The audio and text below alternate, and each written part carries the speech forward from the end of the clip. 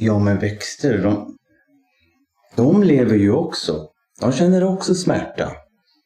Salladssmörare. Jag undrar hur många gånger man har hört det som vegan. De har en viss poäng.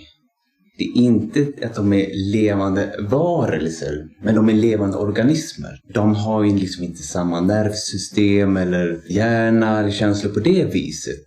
Men de är levande. Inte på samma vis som vi eller djuren då.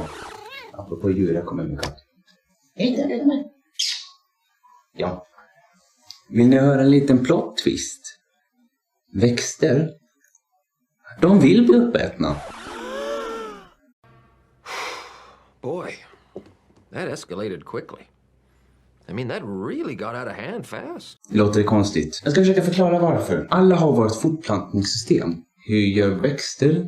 Knappast gör de någon missionären i alla fall. För att kunna bli fler. Utan det är lite olika. Det är allt från pollinering, från både humlor och bin. Men när det kommer till växtätare, som vi då. Om vi tar en hjort, går och tuggar i sig en blomma. Den äter den smälter maten, går några mil. Till slut så skiter den helt enkelt. Och skitet kommer det frön. Med de fröna växer det nya blommor. Knappast funkar det sådär när det kommer till köttätare. Om en köttätare går och käkar ett djur, går skiten någonstans typ bakom lagon. Inte växer en ny kossa där sen, precis. Men saken är det att vi alla har ju liksom ett, vad ska man säga, purpose. Vad är det svenska ordet för det? En mening i alla fall. Och köttätare är till för att bibehålla balansen av mängden olika arter. Gräsätare hjälper till att froda grönt. Jag förklarar bara hur naturen har tänkt. Hur naturen har designat oss. Så på det viset så vill växterna bli uppätna för att kunna föröka sig. Det är inte så att de dör. Rötterna finns kvar. De växer på samma ställe igen sen i princip. Det som är fascinerande med växtriket är att det aldrig riktigt dör. Går någon och tuggar i sig en sallad som fortfarande sitter i jord, den dör inte precis utan fortsätter växa ändå. Ska någon komma och tugga på mig så ska jag troligen förblöda och dö. Ja. Men det är ju det som är lite fina när det kommer till växter. Men tänk på potatisar. Lämnar dem i skafferiet ett tag, de börjar ju själv växa. Du kan dela en potatis på mitten och den börjar växa ändå. Naturen har tänkt på ett speciellt vis för att kunna föda både växtätare och köttätare. Växter är dåligt för köttätares mage. Också kött dåligt för växtätarnas mage. Har man inte också hört det? Ja, men våra hörntänder då? Look at me, I'm a fucking lion. Jag tror nog att jag var ett lejon mitt förra liv. Om jag ska förklara, vi har malartänder. Kolla på vilken växtätares käft som helst. Den liknar mer människans. Vi liksom har inte stora betar. Du vet sådär. De få hörntänder vi har, de är delvis till för att kunna bita upp vid sig. Någonting som har skal. Att få... Samma med våra naglar, om ni kollar på dem.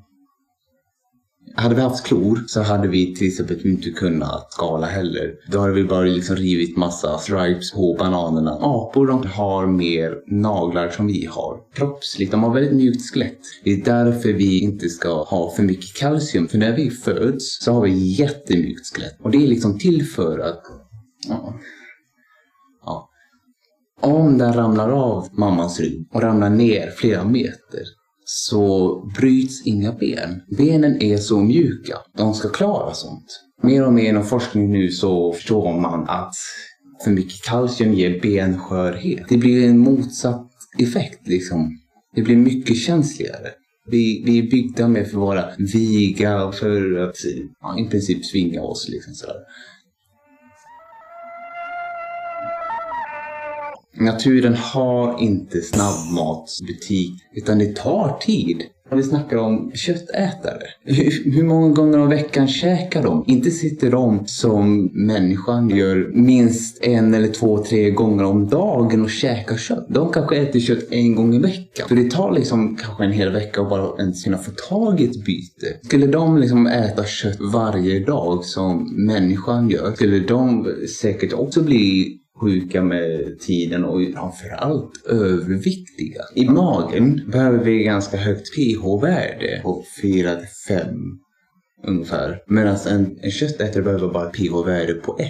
Det är en liten skillnad där. Och detta är inte pH-värden liksom vad vi kan få, utan vad våra magar behöver för att de ska funka så bra som möjligt. Och så när det kommer till de här käktyperna, liksom, hur våra käkar är gjorda. Vi har ganska små munnar i jämförelse och våra munnar är liksom gjorda för att kunna tugga länge på maten. Och dessutom så har vi ganska mycket mer kraftig salivtillverkning i munnen. Liksom för att vi ska kunna mala ner maten i en gegga då liksom. Jag menar, hur många har vi inte hört det? Att tugga minst typ 37 gånger innan du sväljer. Det är en anledning. Men vad tror ni köttätarna gör? Inte sitter de och tuggar 37 gånger. De tuggar inte ens nästan alls. De tar ett bett. Ja. Inget ner med det. För de har inte heller de där malartänderna och de har heller inte behov av att göra det. Våra tänder, vi har malartänder och det är meningen för att vi ska alltså mala ner till gegga. Så att vår mage lättare kan smälta maten. Våra tarmar är väldigt mycket mer komplex i jämförelse med en köttätares. Köttätares tarmar och magsystem är mycket lenare för att de ska kunna lätt åka snabbt igenom och ta upp energi. En växtätare har mycket mer komplex. Inte bara att har en längd på tarmarna som är minst 10-11 gånger vår egen längd i jämförelse med en köttätare. En köttätares tarm på längd är ungefär 3 gånger deras längd. Det är en extremt stor skillnad. Det är inte bara ett par centimeter, så en liten bildgissning, utan detta är liksom ren forskning. Och sen när folk säger såhär, ja men ni äter gräs. Nej.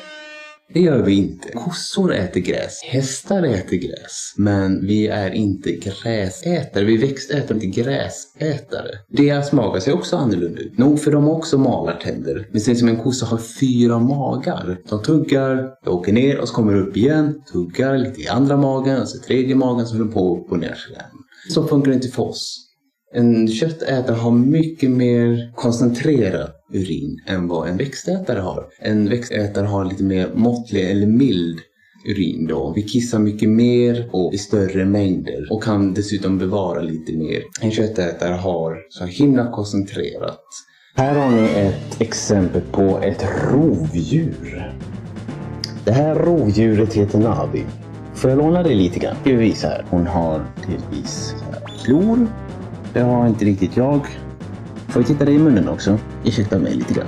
Och såna här tänder. Ja, ursäkta mig. Oj, kolla de där tänderna där. Ja. Hon är ett väldigt litet rovdjur. Men, okej. Small, cute, but dangerous.